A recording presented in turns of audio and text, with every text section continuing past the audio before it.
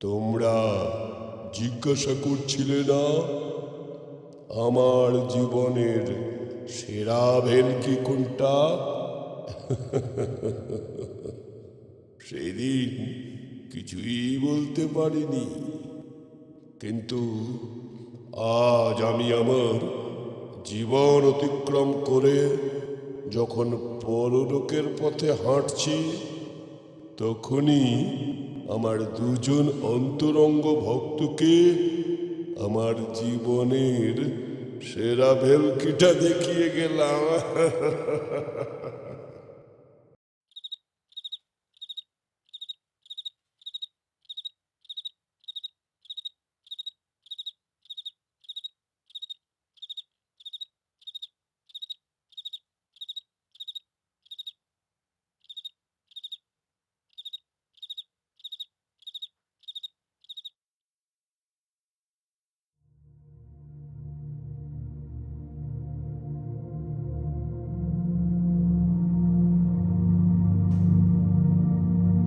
শিকদার বাবুকে দেখছি আজ প্রায় 20 বছর। ছোটবেলায় বহুবার এই শিকদার বাবুর ভেলকি প্রদর্শনে সাক্ষী হয়েছি। সেই সময় তার একটা শোয়ের টিকিটের দাম ছিল 2 টাকা, কিন্তু এখন তার বয়স হয়েছে। ক্ষণে ক্ষণে দমকা কাশিতে তার প্রাণ নাজেহাল হয়ে যায়। তাই এখন তিনি আর এই গ্রামে গঞ্জে পাড়ায় পার্বণে একগাদা দর্শকের সামনে ভেলকি প্রদর্শন করেন না। কিন্তু এতেও ভদ্রলোকের অবস্থার অবনতি হয়নি। জমানো টাকা যা তার কাছে রয়েছে, তাতে তার বাকি জীবন নিশ্চিন্তে কেটে যাবে। ভদ্রলোক বিয়ে থা করেননি, সংসারে আত্মীয় বলতেও তেমন কেউ নেই। এমনকি বাড়িতে সেইভাবে কোনো বন্ধু বান্ধবও আসে না। সারাদিন তিনি নিজের লাইব্রেরিতে বসেই সময় কাটিয়ে দেন। শুধুমাত্র রবিবার করে তিনি আমাদের নিজের বাড়িতে ডাকেন। আমাদের বলতে আমি আর সুকমল। আমরা দুজন শিকদার বাবুর সঙ্গে আড্ডা দিই। যদিও বয়সে ওনার থেকে আমরা অনেকটাই ছোট, তবুও ওনার সঙ্গে সময় কাটাতে আমাদের বেশ ভালো লাগে। বিশেষত আমরা গেলে তিনি আমাদের ছোটখাটো ম্যাজিকও দেখান। উনিও একলা মানুষ, আমাদের সঙ্গ লাভে খানিক তৃপ্তি পান আর কি।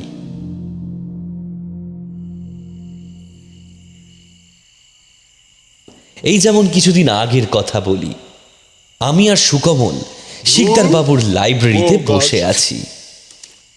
উনি হঠাৎ আমাদের সামনেই একটা আর্টিকেল পড়তে পড়তে বিরক্ত হয়ে সেটা কুচি কুচি করে ছিঁড়ে ফেললেন। আমি বললাম, ও কি করছেন? শিকদার বাবু বিরক্ত স্বরে উত্তর দিলেন, আজকাল যে যা পারে লিখে দেয়, এসব আর সহ্য করা যায় না। সুকমল বলল, তাই বলে আপনি ওইভাবে পেপারটা ছিঁড়ে ফেলবেন? ভেবেছিলাম আপনার আর্টিকেলটা পড়া হয়ে গেলে আমিও একটু পড়ব। তুমি পড়তে চাও? আর কি করে পড়ব, আপনি তো ওটা ছিঁড়েই ফেললেন। তুমি এই ছেঁড়া কাগজগুলো নিজের হাতে ধরো দেখি। কুচি কুচি করে ছেঁড়া কাগজগুলো সুকমলের হাতে দিতেই সুকমল দেখল কোথায় ছেঁড়া কাগজ। আর্টিকেল তো গোটাই রয়েছে, কিন্তু একটু আগে তো ভদ্রলোক নিজে সেটা আমাদের সামনে কুচি কুচি করে ছিঁড়ে ফেললেন। আমরা দুজনে হাজার প্রশ্ন করেও শিকদার বাবুর এই ভেলকির যথাযথ কোনো ব্যাখ্যা পাইনি। এছাড়া তিনি তাসের ম্যাজিকও দেখাতেন।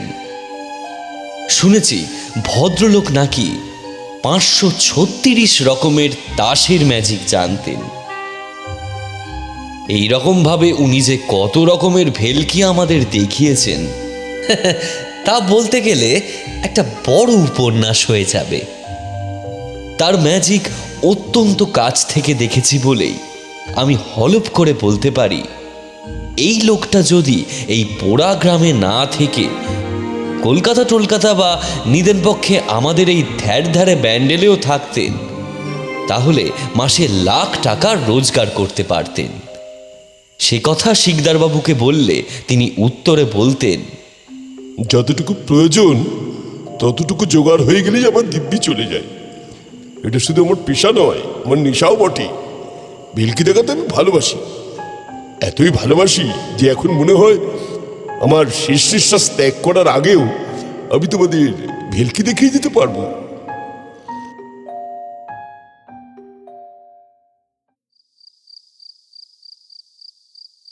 আজ রবিবার। আমি আর সুকমল রাত ৮টার সময় শিকদারবাবুর লাইব্রেরিতে এসে বসে রয়েছি। উনি তখন যেন কি একটা কাজ করছিলেন। আমার মাথায় তখন একটি প্রশ্ন এলো। আমি শিকদারবাবুকে প্রশ্নটা করলাম, আচ্ছা শিকদারবাবু, শুনেছি প্রত্যেক ম্যাজিশিয়ানের নাকি একটা করে সেরা মানে একেবারে শ্রেষ্ঠ ম্যাজিক থাকে, তা আপনার জীবনের সেরা ম্যাজিকটা কি? আমার জীবনের সেরা ম্যাজিকটা যে কি সেটা জীবিত থাকাকালীন কি করে বুঝবো বলো? আপনি কোনোদিন সম্মোহনের খেলা দেখিয়েছেন? না, তা দেখায়নি। আপনি সম্মোহন করতে পারেন? পারি, তবে করিনি। কেন করেননি? ওসব করে মানুষকে হেনস্থা করা আমার ধাতে নেই। পারেন না সেটা বলুন। শিকদারবাবুর আঁতে ঘা দিয়ে বলে উঠল সুকমল। কে বললো পারি না? পারি, কিন্তু ওসব কাজ আমি করি না।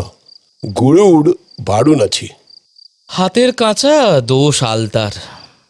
শিকদারবাবু শুনুন, সম্মোহন না সবার দ্বারা হয় না। দেখুন, ম্যাজিশিয়ানরা অল্প বিস্তর মিথ্যে কথা বলে, কিন্তু আমি প্রয়োজন ছাড়া মিথ্যে কথা বলি না। তাহলে আমিও দেখতে চাই, আমায় সম্মোহিত করুন দেখি। ওদের দুজনের ঝগড়া থামাতে আমি বললাম, আরে এসব কি হচ্ছে? সাধারণ কথা থেকে আপনারা কোথায় চলে যাচ্ছেন? সুকমল ও শিকদারবাবু আমার কথায় কর্ণপাত করলেন না। উনি গম্ভীর স্বরে সুকমলকে জিজ্ঞাসা করলেন, তোমার কোন জন্তু ভালো লাগে সুকমল? কুকুর। বেশ, আমার কাছে এসে বসো। সুকমল উঠে গিয়ে শিকদারবাবুর সামনে রাখা চেয়ারে বসল। উনি আমার দিকে তাকিয়ে বললেন, পার্থ, ঘরের আলোটা একটু নিভিয়ে দাও তো। আমি আলো নেভালাম। শিকদারবাবু পাশের ড্রয়ার থেকে একটা সরু পেনের মতো টর্চ হাতে নিয়ে সুকমলের চোখে আলো ফেললেন। মৃদু এবং হালকা সবুজ রঙের আলো। উনি গম্ভীর অথচ মখমলের মতো নরম কণ্ঠে সুকমলকে বললেন, এই আলোর দিকে তাকিয়ে থাকো, একবারের জন্য পলক ফেলবে না। আমি উল্টো দিক থেকে 1 থেকে 10 অবধি গুনব, তারপরই তোমার ক্লান্ত লাগবে। তোমার চোখে নেমে আসবে গভীর ঘুম এবং তুমি আর জেগে থাকতে না পেরে ঘুমিয়ে পড়বে। শিকদারবাবুর হাতে ধরা টর্চের আলোর দিকে স্থির দৃষ্টিতে তাকিয়ে আছে সুকমল। নিস্তব্ধ ঘরে কেবল ঘড়ির টিকটিক শব্দ এবং ঝিঝি পোকার শব্দই কানে ধরা দিচ্ছে। উনি গোনা শুরু করলেন। 10, 9, 8, 7, 6, 5, 4, 3, 2, 1। ওনার এক বলার সঙ্গে সঙ্গেই সুকমলের মাথাটা জড় বস্তুর মতো হেলে পড়ল সামনের দিকে। ও ঘুমিয়ে পড়ল। আরও নরম সুরে এবার শিকদারবাবু বললেন, সুকমল, এইবারে আমি 1 থেকে 10 অব্দি গুনব, সেই সঙ্গেই তুমি ঘুম থেকে উঠে পড়বি এবং তুমি তখন তোমার বাড়ির পোষা কুকুরে পরিণত হবি। 1, 2, 3, 4, 5, 6, 7, 8, 9, 10।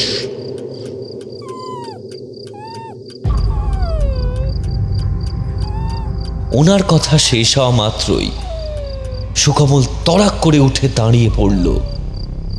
তারপর ভ্যাবলার মতো এদিক ওদিক তাকিয়ে নিচু হয়ে কুকুরের মতো 4 হাত পায়ে কুই কুই শব্দ করতে করতে ঘরের মধ্যে ঘুরতে লাগলো। আমি রীতিমতো অবাক হয়ে গেলাম। সুকমল আমার পায়ের কাছে নিজের মাথা দিয়ে দুবার ঢুস মেরে জিভ বের করে হাঁপাতে লাগলো। শিকদারবাবু হেসে বললেন, তোমার কাছে আদর খেতে চাইছি। আমি সুকমলকে কুকুরের মতো আদর করতে পারলাম না। ঠিক সেই মুহূর্তে আমার কাছে আদর না পেয়ে সুকমল মুখ ঘুরিয়ে নিয়ে হঠাৎ ওভাবেই ছুটে ঘর থেকে বেরিয়ে গেল। শিকদারবাবু থতমত খেয়ে বলে উঠলেন, ওকে আটকাও, ওকে আটকাও। সদর দরজা মনে হয় বন্ধ করা নেই, বাইরে বেরিয়ে গেলে আরেক কাণ্ড বেঁধে যাবি। কিন্তু আমি যতক্ষণে দোতলা থেকে নিচে নামলাম ততক্ষণে সুকমল বাড়ির বাইরে বেরিয়ে গেছে। তার গতি সত্যি কুকুরের মতো। মানুষের মতো দৌড়ালে এত তাড়াতাড়ি দোতলা থেকে একতলায় নেমে বাইরে বেরোনো সম্ভব হতো না। আমি ওর পেছনে দৌড়ে গেলাম। আমার পেছনে শিকদারবাবুও দ্রুত গতিতে বাইরে বেরিয়ে এলেন। আমরা দেখলাম সুকমল রাস্তায় বেরিয়ে কুকুরের মতো ঘেউ ঘেউ করে এদিক ওদিক ছুটে বেড়াচ্ছে। গ্রামের ক্লাবে তখন গুটি কয়েক লোকজন ছিল। সুকমলকে অদ্ভুতভাবে ছোটাছুটি করতে দেখে লোকগুলো ওর দিকে হাঁ করে তাকিয়ে রইল। শিকদারবাবু আমায় বললেন, ওকে ধরে আমার সামনে নিয়ে এসো পার্থ। ওদিকে ততক্ষণে লোকজন জমে গেছে। আমি তাড়াতাড়ি সুকমলের কলারটা ধরে ওকে কোনো রকমে টানতে টানতে শিকদারবাবুর কাছে নিয়ে গেলাম। উনি সুকমলের দিকে এক দৃষ্টে তাকিয়ে 3 বার হাততালি দিতেই সুকমল মাথা ঝাঁকিয়ে অবাক হয়ে আমাদের দিকে তাকালো। ওই 4 হাত পায়ে বসেই স্বাভাবিক স্বরে প্রশ্ন করল, কি ব্যাপার, আমি এখানে কি করে এলাম? আমরা তো শিকদারবাবুর লাইব্রেরিতে বসেছিলাম।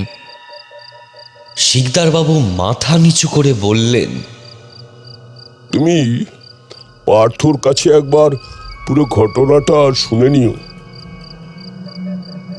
পাড়ার লোকজনে ততক্ষণে হাসাহাসি শুরু করে দিয়েছে। আমি সুকমলকে সমস্ত ঘটনা খুলে বলার পর সুকমলের মুখ লজ্জায় লাল হয়ে গেল। সব ঘটনা শুনে বাকি লোকরাও হো হো করে হেসে উঠল। ওই ঘটনার পর প্রায় 1 মাস শিকদারবাবুর বাড়িতে সুকমল আর আসেনি। রবিবার করে আমি একাই ওনার লাইব্রেরিতে গিয়ে বসতাম। শিকদারবাবু সুকমলকে বড়ই স্নেহ করতেন। তাকে দেখতে না পেয়ে তিনি বেজায় মন খারাপ করে থাকতেন। আমি সুকমলের মায়ের কাছে খবর পেলাম যে ওই দিন ঘটনার পর বেচারা লজ্জায় গ্রাম ছেড়ে কয়েকদিনের জন্য নিজের মামার বাড়িতে চলে গেছে। কবে ফিরবে তাও খুড়িমা বলতে পারলেন না। এভাবেই কেটে গেল 1 মাস।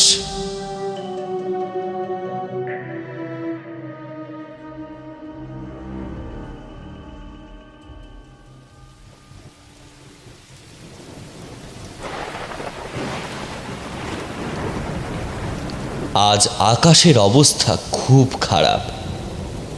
সকাল থেকে শুরু হয়েছে ঝিরঝিরে বৃষ্টি। বিকেলের দিকে বৃষ্টির পরিমাণ বৃদ্ধি পেল। আমার বাড়ির পাশেই শিকদার বাবুর বাড়ি। একা একা ভালো লাগছিল না, উপরন্তু আজ রবিবার। তাই আমি সেই বৃষ্টির মধ্যেই ছাতা মাথায় দিয়ে পৌঁছলাম শিকদার বাবুর বাড়িতে।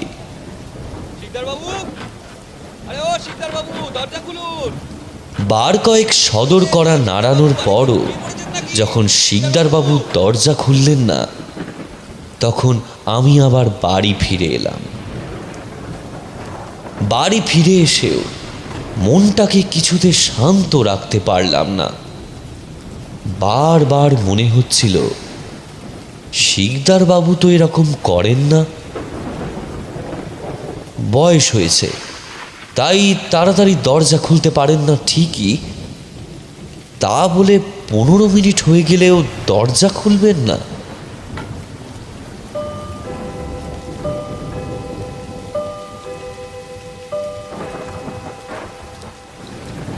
ঘড়িতে 8টার ঘন্টা বাজল। বৃষ্টি তখন অঝরে পড়ছে। আমি আবার ছাতা মাথায় শিকদার বাবুর বাড়ির দিকে এগোলাম। রাস্তায় জল জমেছে। এরকম অবিরাম বৃষ্টি, জল তো জমবেই। তার উপর গ্রামের অমসৃণ এবড়ো খেবড়ো রাস্তায় পড়ে যাওয়ার ভয় রয়েছে। তবুও জলের মধ্যে পা ডুবিয়ে নিজেকে যথাযথ সামলে আমি শিকদার বাবুর সদরের সামনে গিয়ে দাঁড়ালাম। আবারও কড়া নাড়লাম। কিছুক্ষণ কেটে গেল, তিনি দরজা খুললেন না। ভদ্রলোক ঠিক আছেন তো? ক্লাবের ছেলেদের কি একবার ডাকবো? ঘুরে দাঁড়িয়েছি, হঠাৎ তখনই পেছনে দরজা খোলার শব্দ হলো। অন্ধকারে শিকদার বাবু একটা মোমবাতি হাতে নিয়ে দরজা খুললেন। আমি ব্যস্ত হয়ে বললাম, আরে করছেন কি মশাই? এতক্ষণ ধরে কড়া নাড়িয়ে যাচ্ছি, আপনি কি শুনতে পাচ্ছিলেন না? কি করে শুনবো ভাই? এত বৃষ্টির আওয়াজে কিছু শোনা যায়? তো বাইরে দাঁড়িয়ে আছো কেন? ভেতরে এসো। শিকদার বাবু সদর বন্ধ করলেন, বললেন, চলো আজ বৈঠকে বসবো। ছাদ দিয়ে জল পড়ছে, তাই লাইব্রেরিতে ঢোকা যাবে না। আমরা বৈঠকে বসলাম। ফ্লাক্স থেকে গরম গরম এক পেয়ালা চা ঢেলে শিকদার বাবু আমার দিকে এগিয়ে দিলেন। বৈঠক সম্পূর্ণ অন্ধকার, শুধুমাত্র দুটো মোমবাতি জ্বলছে। আমাদের গ্রামে সামান্য হাওয়া দিলেই বিদ্যুৎ পরিষেবা বন্ধ করে দেওয়া হয়। যতক্ষণ না এই ঝড় বৃষ্টি কমছে, ততক্ষণ বিদ্যুৎ বাতি আর চলবে না। অনেকক্ষণ ধরেই লক্ষ্য করছিলাম শিকদার বাবুকে আজ বেশ রুগ্ন বলে মনে হচ্ছে। আমি জিজ্ঞাসা করলাম, আচ্ছা আপনার শরীর ঠিক যাচ্ছে না? হ্যাঁ, কয়েকদিন ধরেই শরীরটা খারাপ। ডাক্তার দেখিয়েছেন? তা দেখিয়েছি, কিছু ওষুধ দিয়েছেন, বললেন হার্টের অবস্থা ভালো নয়, কলকাতায় গিয়ে চিকিৎসার ব্যবস্থা করতে হবে। তা কবে যাবেন কলকাতায়? দেখি, তোমার বন্ধুটির সঙ্গে কথা না বলে কি করে যাবো বলো তো? আমার মন বলছে আজ সে এখানে আসবে। তার সঙ্গে এত খারাপ আচরণ করেছি, ক্ষমা না চেয়ে কি যাওয়া যায়? না না, সেদিন সুকমল যদি ওরকম আপনাকে অবিশ্বাস করে অপমান না করতো, তাহলে কি আপনি ওসব করতেন? এমন সময় দরজায় কড়াঘাতের শব্দ হলো। শিকদার বাবু একবার ঘড়ির দিকে তাকিয়ে বললেন, এই সময় আবার? তারপর সদর খুলতে চলে গেলেন। দরজা খুলে ঢুকতেই দেবেন না। আমি তুই চাটা বৈঠকে বসেই শুনতে পেলাম ভেবেছিলাম সুকমলের গলার স্বর। কোনো দিনই দেখতে পাবো না। তা রাগ কমেছে আমার উপর? আরে না না, রাগের কি আছে? বৈঠকে যাও, ওখানে আর এক মক্কেল বসে আছেন, আমি দরজা বন্ধ করেই আসছি। সুকমলকে বৈঠকে ঢুকতে দেখে আমি বললাম, তুমি তো ডুমুরের ফুল হয়ে গেছো হে, তা এতদিন কোথায় ছিলে? মামার বাড়ি না শ্বশুর বাড়ি? শ্বশুর বাড়িতে থাকলে আরও 1 মাস কাটিয়ে আসতাম, মামার বাড়ি বলেই 1 মাস থেকে চলে এলাম। ছোটবেলার ছড়াটা মনে আছে? নেই? মামি এলো লাঠি নিয়ে, পালাই পালাই।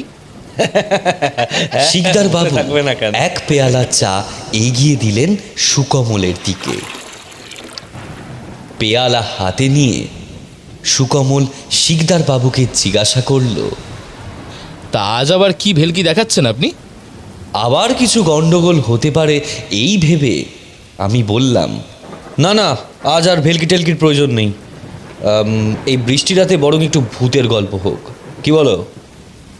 সে তো হতেই পারে, কিন্তু শিকদারবাবু তো শুনেছি ভূতে ভয় পান। আরে না না, একা থাকতে থাকতে ভয় কবেই কেটে গেছে। কিন্তু আমার গল্প শুনে আপনি ভয় পাবেন। রহস্যজনকভাবে বলে উঠল সুকমল। আপনি কি বিশ্বাস করেন শিকদারবাবু? ভূতের অস্তিত্ব আমি কোনো কালেই অস্বীকার করি না। আমিও করি না, যদিও আমি নাস্তিক ছিলাম।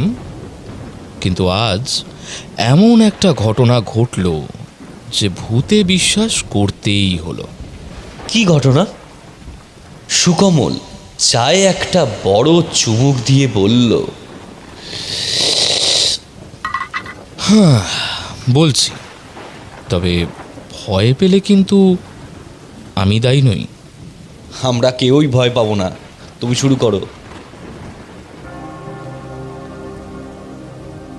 1 মাস আগে ওই ঘটনার পর আমাকে অনেক অপমান হজম করতে হয়েছিল। শিকদারবাবু সম্মোহন করে আমায় যে কুকুর বানিয়ে দিয়েছিলেন সেটা জানতে পেরে এমনিও আমার লজ্জার সীমা ছিল না। তার ওপর সবার সামনে ওই রকম উদ্ভট আচার আচরণ করে আমি আরও লজ্জিত হয়ে পড়লাম। পরের দিন পাড়ায় বেরোতেই সবাই আমাকে দেখে হাসতে শুরু করলো, টোনটিটকিরি মারতে লাগলো। নন্টু তার চায়ের দোকানে আমাকে দেখে পাড়ার চ্যাংড়া ছোড়াগুলো শব্দ করে কুকুরের মতো ডাকতে লাগলো। মুদিখানার দোকানে পাঁচু আমায় বিনামূল্যে লেরো বিস্কুট ধরিয়ে দিল। আমায় দেখে পাড়ার বাচ্চাগুলো অবধি মিচকি মিচকি হাসত। ছোটবেলায় শেষ কবে কেঁদেছিলাম মনে নেই, কিন্তু সেই দিন বাড়ি ফিরে খুব কাঁদলাম। ব্যাপারটা হয়তো আপনাদের কাছে খুবই সামান্য, কিন্তু আমার কাছে খুবই অপমানজনক বোধ হয়েছিল।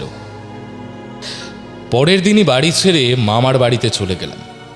সেখানে কিছুদিন থাকলাম, এদিক ওদিক ঘুরলাম, কিন্তু এই ঘটনার রেশ যে ওখান অবধি পৌঁছে যাবে তা আমি বুঝতে পারিনি। শিকদারবাবু, আপনি যে আমায় সম্মোহন করেছিলেন সেটা কিন্তু কেউ বিশ্বাস করেনি। উল্টে সবাই এটাই রটিয়েছে যে আমার নাকি মাথার ব্যামো হয়েছে। খবর পেয়ে মামি আমার ভাই বোনদের আমার কাছে ঘেঁষতে দিল না, এমনকি বাড়ির কাজের ঝিরাও আমার ধারে কাছে আসতো না। মাঝে মধ্যে সত্যি মনে হতো পাগলা কুকুরের মতো ওদের ঘাড়ে গিয়ে কামড়ে দিই, কিন্তু নিজেকে সংযত করলাম। শেষে আর টিকতে পারলাম না। আজ সকালেই ঠিক করলাম বাড়ি ফিরে আসব। এত বৃষ্টি সত্ত্বেও আমি ওখান থেকে বিকেল বিকেল বেরিয়ে পড়লাম। যা বৃষ্টি পড়ছিল তাতে ছাতা কি আর বাঁধ মানে? প্রবল হাওয়ায় আমার ছাতাটা উল্টে গেল। তবুও বৃষ্টিতে ভিজতে ভিজতে আমি গ্রামে ফেরার পথ ধরলাম। রেল লাইনের কাছে এসে দেখলাম সেখানে বেশ জল জমেছে, আর ওইখানেই পার হতে গিয়ে বিপদটা বাঁধল। জলের মধ্যে বুঝতে পারিনি একটা গর্ত ছিল বোধহয়। তার মধ্যেই পা দিতে মুখ থুবড়ে পড়লাম একেবারে রেল লাইনের উপর। মাথাটা একেবারে লোহার লাইনে ঠুকে গেল, পায়ে প্রচণ্ড যন্ত্রণা অনুভব করতে করতেই ওখানেই জ্ঞান হারালাম।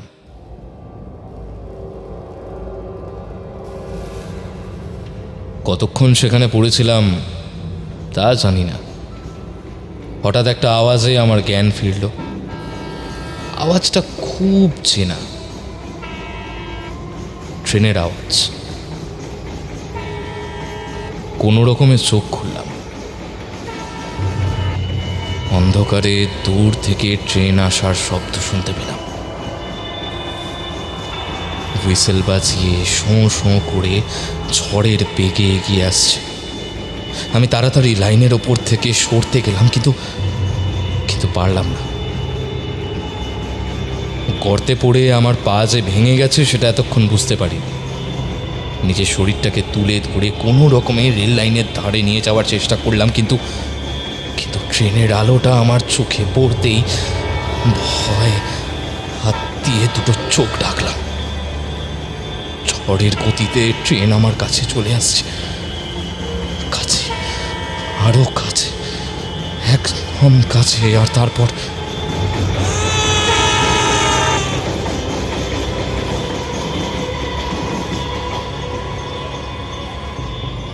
তারপরেই সব শেষ।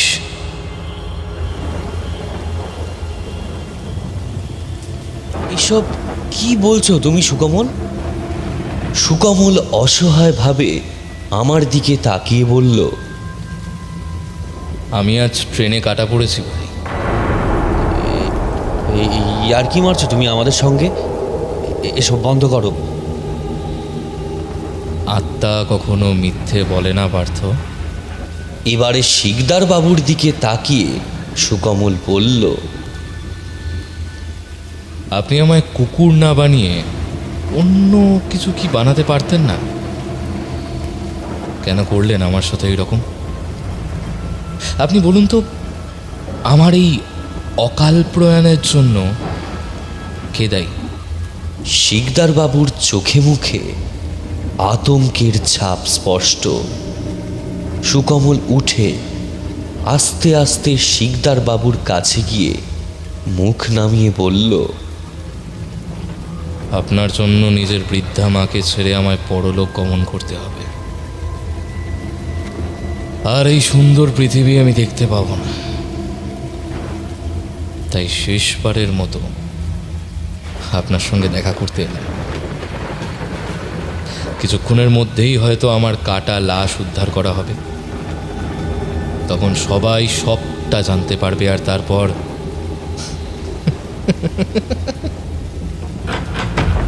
এমন সময় শিকদার বাবুর সদরে কেউ সজোরে আঘাত করল।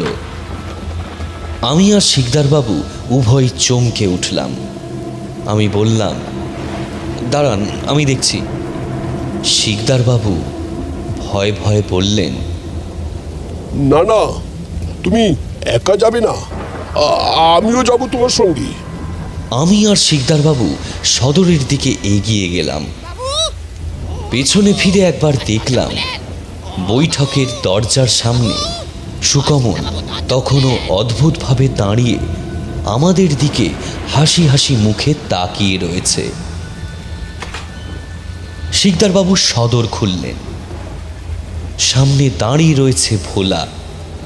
ভোলা হচ্ছে সুকমলের একমাত্র কাজের লোক। কিন্তু সে এত বৃষ্টির মধ্যে এখানে এসেছে কেন? ঝোড়ো কাকের মতো কিছুক্ষণ দাঁড়িয়ে থেকে ভোলা হাউ হাউ করে কেঁদে উঠল। আমি আর শিকদার বাবু একে অপরের দিকে তাকিয়ে রইলাম। খানিক বাদে ভোলা নিজের কান্না থামিয়ে ফোঁপাতে ফোঁপাতে বলল, বাবু, ও বাবু গো, শিকদার বাবু পার্থদার কি হয়েছে জানেন? বাবু মামার বাড়ির থেকে খবর আইছে, ও বাড়ির সামনে ট্রেন লাইনে দাদা বাবু কাটা পড়েছে গো, দাদা বাবু কাটা পড়েছে। আমি তো সেইখানে খবর শুনে সেখানে ছুটে গেলুম। ও যা দৃশ্য এর চোখে দেখা যায় না বাবু। ট্রেনে কাটা পড়া লাশ যে কি ভয়ঙ্কর, তাই এ জীবনে প্রথম দেখলুম। ওখান থেকে সোজা এখানে এসেছি বাবুরা। এখন বাড়ি গিয়ে মাকে যে কি বলবো আমি কিছু বুঝতে পারছি না বাবু, আমি কিছু বুঝতে পারছি না। দেখেন, আপনারাও কিন্তু আসবেন, দেহটা যখন বাড়িতে আসবে আপনারাও কিন্তু আসবেন। আসলে দাদাবাবু আপনাদের খুব ভালোবাসতেন তো। আমি চললুম, আমি এখন চললুম। বলতে বলতে চলে গেল ভোলা। বৃষ্টির ঝাপটায় আমরা ভিজে যাচ্ছি, তবুও নিঃশব্দে আমরা পাথরের মতো সদরের সামনে দাঁড়িয়ে রইলাম। এসব কি সত্যি ঘটছে না আমাদের কল্পনা? আমি তাড়াতাড়ি বৈঠকে এসে দেখলাম সেখানে সুকমল নেই। আমার পিছনে শিকদারবাবুও এসেছেন। তিনি ধূপ করে নিজের চেয়ারে বসে পড়লেন। আমরা কেউ কারোর সঙ্গে কোনো কথা বলতে পারলাম না। হঠাৎ ঘর গম গম করে উঠল সুকমলের কণ্ঠস্বরে। শিকদার বাবু, আশা করি আর কোনোদিনও আপনি নিজের ভেলকি প্রদর্শন করতে যাবেন না। যাবেন না তো? হ্যাঁ, আমি অন্যায় করেছি সুকমল, তুমি আমায় ক্ষমা করে দিও। পরলোকে তোমার আত্মা যেন শান্তি পায়, আমি এই প্রার্থনাই করি।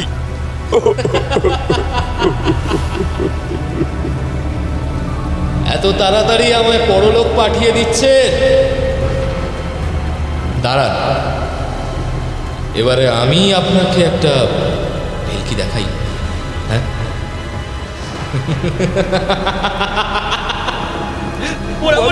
আমি আর শিকদারবাবু কিছু বুঝে ওঠার আগে ঘরের মধ্যে হুড়মুড় করে প্রবেশ করে এলো সুকমল। আচমকা তাকে প্রবেশ করতে দেখে আমি ছিটকে গিয়ে মাটিতে পড়লাম। শিকদারবাবুরও হঠাৎ কাশি শুরু হলো। ওহো করে হেসে সুকমল বলল, কেমন দেখালাম ভেলকি? খুব শখ না আমাকে কুকুর সাজানোর? চারিদিকে অসম্মানে আর টিকতে পারছিলাম না। যদিও আমি ওই সবে পাত্তা দিই না, কিন্তু আপনার থেকে যে আমি প্রতিশোধ নেব না এটা আপনি ভাবলেন কি করে? কেমন আপনার ভূতের ভয়কে কাজে লাগালাম বলুন? তার উপর বর্ষণ মুখর পরিবেশ, আধো অন্ধকার ঘর আমায় আরও সাহায্য করলো এই নাটক সম্পন্ন করতে। এটা তো মানতেই হবে। কিন্তু ভোলা যে এত সুন্দর অভিনয় করবে সেটা ভাবতে পারিনি। ও সাবাস! তার মানে তুমি বেঁচে? হ্যাঁ ভাই, হ্যাঁ, আমি বেঁচে আছি।